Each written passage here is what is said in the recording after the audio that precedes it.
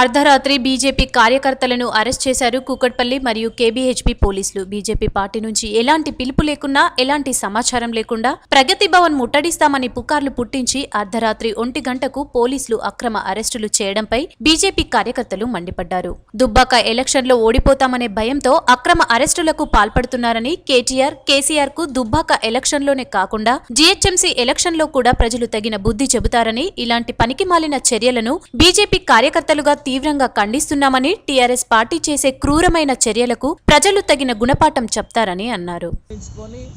BJP కార్యకర్తల్ని అక్రమంగా రాత్రిపూట అరెస్ట్ చేయడం, దీన్ని కేటీఆర్ వ్యాఖ్యలన్నీ తీవ్రంగా ఖండిస్తున్నారు.